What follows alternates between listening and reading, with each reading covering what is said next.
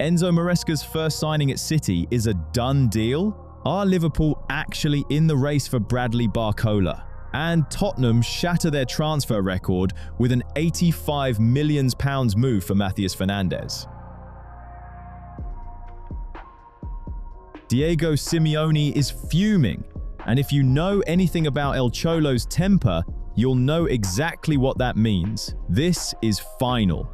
Julian Alvarez has made a classic, unforgivable mistake. He's aired the club's dirty laundry in public, and now the door to Atletico's dressing room has been nailed shut behind him. It all kicked off straight after Argentina's match against Austria. Alvarez fronted up to the press and came out with the standard line. Wants to chase his dream. A transfer would be best for everyone. He didn't name a specific club in the mix zone, ever so diplomatically, but insiders at Sport are confirming it's Barcelona and Barcelona only. Worse still, the Spider had already had the cheek to sit down with Atletico's sporting director and tell him, point blank, that he's mentally checked out and has no interest in playing at the Metropolitano again. Masks off, cards on the table, and now the suits step in. Matteo Alemany, who's running the show at Atletico these days, finds himself in a thoroughly stupid position. He needs to offload a rebel in a hurry, but hand him to Deco and strengthen a direct La Liga rival? That's suicide. Alemany's desperate to ship the Argentine off somewhere abroad and be done with it, which suits everyone, given Barcelona's pockets are doing their usual impression of empty. The Catalans have already sent over an opening offer that had the Madrid offices in fits of laughter. The Blaugrana simply don't have the money for business like this. While the Blazers haggle, Simeone's drawn his line. No compromises. He wants players willing to die for the red and white. Full stop. Alvarez's public stunt was the final nail. Simeone isn't even bothering to talk him round, isn't wasting energy on persuasion. Not his problem anymore.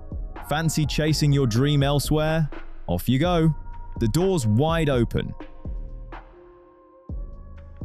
Picture the scene. Manchester City wander into the transfer market and try to haggle. According to the latest from Team Talk, that's precisely what's unfolding in the drawn-out talks over Malo Gusto. Right-back has become a genuine headache for the citizens. Rico Lewis simply isn't cutting it at first-team level. Got so bad last season that Pep Guardiola, out of sheer desperation, was shoving midfielder Matheus Nunes out there instead. A tactical sticking plaster that needed ripping off, sharpish, and the fix turned up in West London. 23-year-old Gusto of Chelsea has become City's prime target. Here's the delicious bit.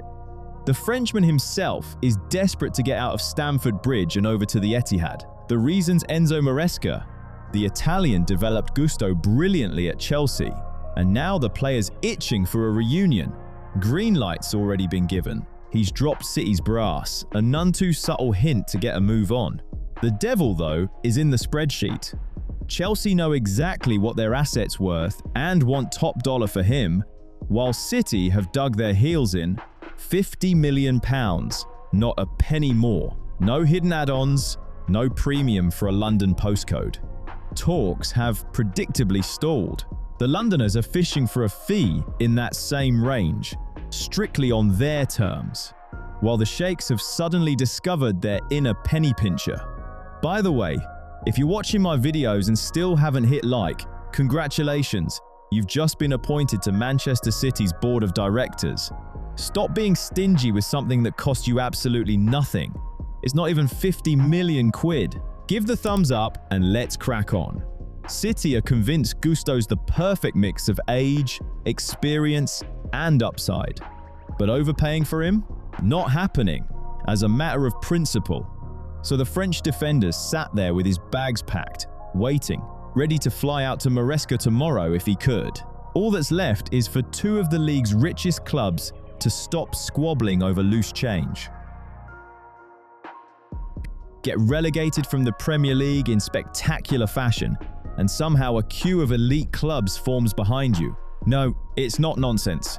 Just modern football logic.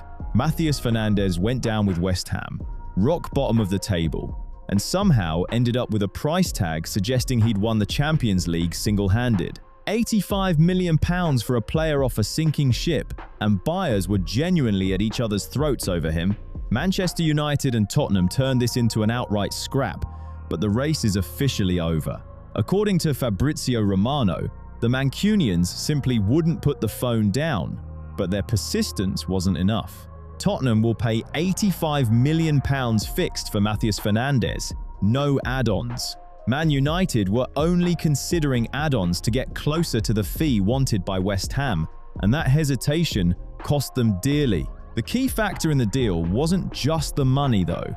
Roberto De Zerbi called the player several times to get it done, selling him on the project while United were still crunching numbers. Spurs leaned hard on the player, worked his entourage, and met the Hammers' demands without a fuss. His agent, incidentally, is Jorge Mendes, and West Ham's hierarchy gave him a crystal-clear brief. Matheus goes to whoever turns up with the fattest suitcase. Spurs did exactly that, leaving United wobbling over the structure of the fee while they barged straight through. As for Fernandes himself, just so long as the wages land on time, he's happy to swap a relegation scrap for De Zerbi's midfield. Demand for him, frankly, was mental. The same lad who was losing matches to relegation strugglers not so long ago has somehow turned into the market's hottest property. 3 weeks back, Real Madrid were reportedly discussing him with Jose Mourinho. End of May, Liverpool were dropping a line too. But in the end, it was a straight English shootout. It's all settled now. Monday, the 6th of July, West Ham's pre-season starts up at their Rush Green base, but Fernandes won't be there to trudge around the training pitch with the rest of last season's also-rans. United's lot, meanwhile, were convinced that by the 9th of July, when their squad's back from holiday, Matheus would be in their dressing room. They were wrong.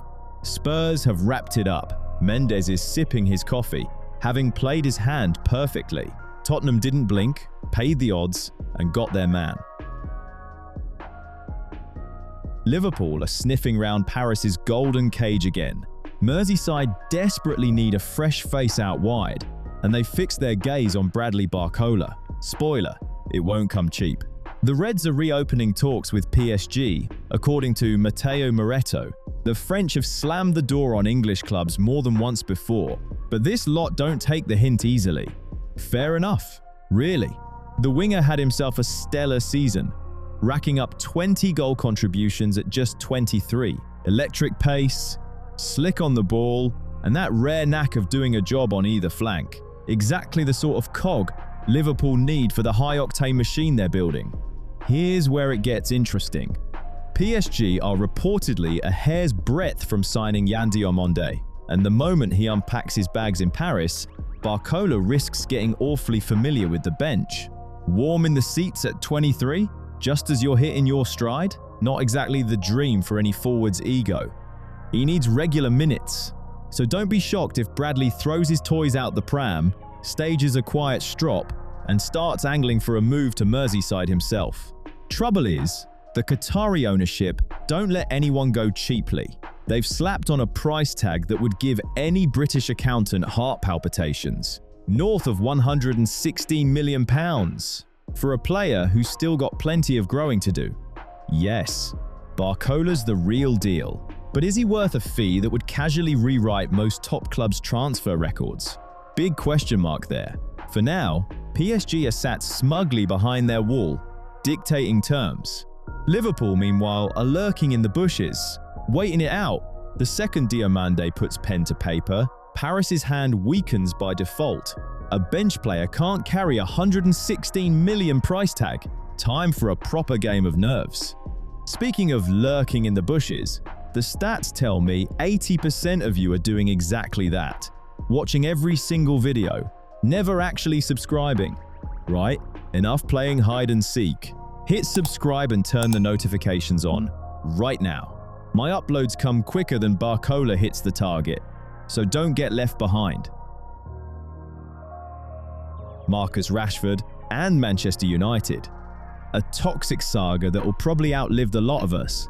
While the Englishman's grafting away for his country at the World Cup, his club bosses are back home frantically trying to work out what to do with this particular dead weight. Quick recap. Rashford spent last season out on loan at Barcelona. The Spanish champions did what they always do and saved themselves a few quid, letting that buy option quietly expire come June.